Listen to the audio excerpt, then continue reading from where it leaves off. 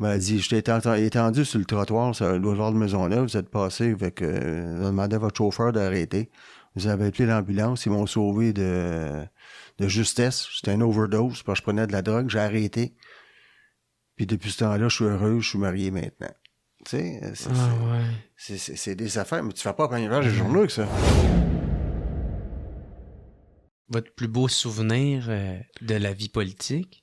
Oh, il y a plusieurs souvenirs. Les campagnes électorales étaient extraordinaires. On s'est déplacé.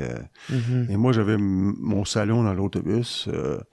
Toutes les campagnes, j'écoutais 1000 après 1000, la chanson. Là. Je pensais à Yolande dans ce temps-là. Puis je lisais un livre par semaine. OK. Il y en a qui lisaient leur dossier. Moi, les dossiers, je les connaissais. Si tu les connais pas en élection, t'as un maudit gros problème.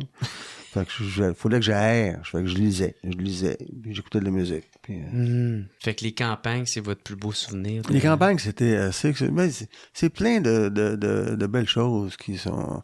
C'est passionnant en politique parce que ça touche toutes les facettes de la vie humaine. Là. On touche à tout. Puis des affaires, des fois, qui apparaissent jamais dans les journaux, là. Puis ça, pas uniquement pour les députés souverainistes, de l'autre parti aussi. Je me souviens, je faisais les emplettes avec Yolande. On vivait au Shoppingus, puis il y a une femme qui est rentrée avec un bébé d'un moins d'un an à peu près, puis basanée un peu, puis elle vient me voir, je suis avec Yolande, elle dit « Vous y êtes pour quelque chose dans ça? » Je regarde Yolande, je dis « Non. » Mais là, tu sais, moi, j'ai cassé qu'elle me dit, je dis à Yolande, non, je suis pas sûr à voir avec le bébé, moi, là. Là, elle dit, je vais vous expliquer, mon mari est en train d'être expulsé du Canada. Il venait de la République centrale démocratique du Congo, démocratique, là, disons le mot rapidement. Et pendant qu'il était en train d'accoucher à Saint-Luc, et puis on était intervenu, on l'a fait sortir de l'avion, il a pu assister à l'accouchement. On a défendu sa cause, il a obtenu la citoyenneté. Il est resté ici. Tu sais, ça, là, personne va mais on a sauvé la vie de ce gars-là, peut-être. Puis, cet enfant-là, il a un père. Cette famille-là, ouais. Une autre fois, une femme avec son conjoint est arrêtée. On faisait des emplettes avec Yolande encore une fois. Puis elle dit, demande au conjoint, elle dit, viens, quelque chose que je t'ai jamais dit, mais je veux le remercier. Elle m'a dit, j'étais étendu sur le trottoir, sur le boulevard de Maisonneuve, vous êtes passé avec... on a demandé à votre chauffeur d'arrêter. Vous avez appelé l'ambulance, ils m'ont sauvé de justesse. C'était une overdose, parce que je prenais de la drogue, j'ai arrêté. Puis depuis ce temps-là, je suis heureux, je suis marié maintenant. Tu sais, c'est des affaires, mais tu fais pas la première page des journaux avec ça. Est-ce que vous vous souvenez de ce moment-là? Ah oui, je me souviens de ces moments-là. Il y a une femme, une Algérienne, son mari était parti avec les 3 enfants, je pense, en Algérie, puis il recevait les pensions, puis il l'avait battu, puis il s'était sauvé. Fait qu'on a pris son cas en main, on a fait rapatrier les enfants, et là, le fédéral est arrivé, on dit on avait envoyé les allocations familiales au mari qui les a reçus en Algérie, puis on sait pas trop comment, fait que vous nous devez 10 000 $, madame. Et là, on n'était pas contents. Le fédéral demandait 10 000 $. Quand il rembourse l'argent qu'il avait envoyé au mari. Fait que là, on a dit non, c'est vous autres qui devez, c'est à vous autres à payer 10 000 pour l'argent que vous n'avez pas donné. Ils ont le donné, elle n'avait pas de compte de banque, elle n'avait jamais ouvert ça de sa vie. On était équelle à la banque, on a ouvert le compte. C'était autour du 20 juin, je ne sais plus quelle année, puis... Le 23 juin, t'es arrivé au bureau qu'il y a un gâteau pour la fête nationale. Ah ouais? Mais ça, tu fais pas la première page de journaux avec ça. La fête du Québec ou la fête du Canada? La fête le 24 juin. Ah ouais. Yes, sir! Mais moi, j'ai toujours dit que j'ai toujours célébré le 1er juillet. Genre la fête du déménagement? Ou... Non, c'est parce que c'est la fête de mon fils Alexis. Ah, ok, ouais, c'est ça. Hein. J'étais comme un peu stressé de ta réponse. Bon, Pierre-Carl Pelado j'étais à Conica, Journal de Montréal, j'avais écrit, ça fait 35 ans que je célèbre le 1er juillet, puis il n'a pas lu l'article jusqu'à la fin, il m'appelle, il dit, qu'est-ce que c'est ça? Je dis, non, jusqu'à la fin. Là, je disais, c'est pour quelle raison? Non. La dernière ligne, c'est parce que c'est la fête de mon fils Alexis. Bonne fête, Alexis. Ben oui.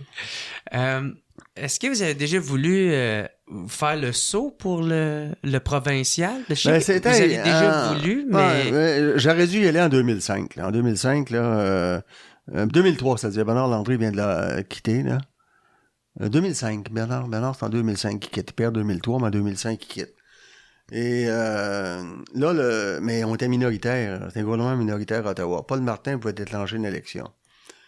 Beaucoup de gens ne voulaient pas travailler avec Michel Gauthier pour différentes raisons, mais Michel aurait été le seul capable de mener une campagne électorale. Une fois la campagne menée, Michel aurait démissionné. On aurait trouvé un autre député qui serait devenu chef. Il y en avait qui avait la capacité dans le caucus. Mais il aurait pu faire ça, mais à condition que les adjoints restent là pour pas qu'ils vivent ce que j'avais vécu en 97, qu'on amène tout le monde. Mm-hmm. Mais j'aurais dû dire aux gens, si vous voulez pas travailler avec Michel, moi je vous amène pas à Québec. Une fois que l'élection sera passée, on verra. Je l'ai pas fait, j'aurais dû y aller. Après ça, quand j'ai hésité pour y aller, j'avais décidé de pas y aller, puis quelqu'un m'a convaincu dans la dernière minute d'y aller. Le communiqué était prêt disant que je n'allais pas face à Pauline Marois. Ça, c'était en 2007, je pense. Là, j'ai fait une erreur. J'aurais pas dû faire ça. J'aurais dû suivre ma première idée qui était de pas y aller. Mais ça, on a fait des erreurs. Mais j'ai renoué avec Pauline. On est amis, on a travaillé ensemble par la suite. Mais est-ce que j'aurais dû ou pas? Tu sais, oui une fois, non l'autre fois. Mais ça, on réécrit pas le passé, on revient pas sur le but d'Alain Côté. Hein? Ouais. Mais c'est ça, est-ce que c'est un rêve que vous caressiez? Non, c'est pas question de rêve, moi. C'est qu'est-ce qui est à faire? Si c'est ça qui est à faire, qu'est-ce que tu peux faire pour que ça se réalise?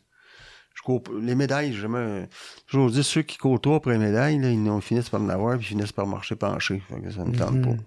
Non, mais peut-être pas devenir absolument premier ministre, mais de faire le saut au provincial ou...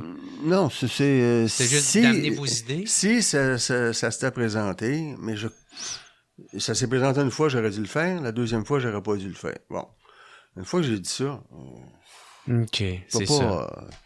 Il faut faire ce qu'on a à faire, puis qu'on se batte sur un terrain ou qu'on se batte sur l'autre. L'important, c'est qu'on se batte pour le pays. Cet extrait-là est une présentation de mon nouveau spectacle, Jer Alain Maturisé. Que tu me connais avec mes podcasts, mes apparitions sur scène ou à sous-écoute. Michel, vas-tu me signer, Michel? Signe-moi, Gaulis! Ou peu importe, il faut absolument que tu viennes voir mon nouveau spectacle, Jer Alain Maturisé. Fait que déguédine pis envoie sur le www.jeralain.com. Je vais passer à Gatineau, Sherbrooke, Québec, Chicoutimi, Jonquière, Drummondville, Montréal. On va rajouter plein d'autres dates en plus là-dedans. Fait que t'as aucune raison de pas venir me voir. Pogne tes billets au jeralain.com puis on se revoit dans un de mes shows. Yes sir!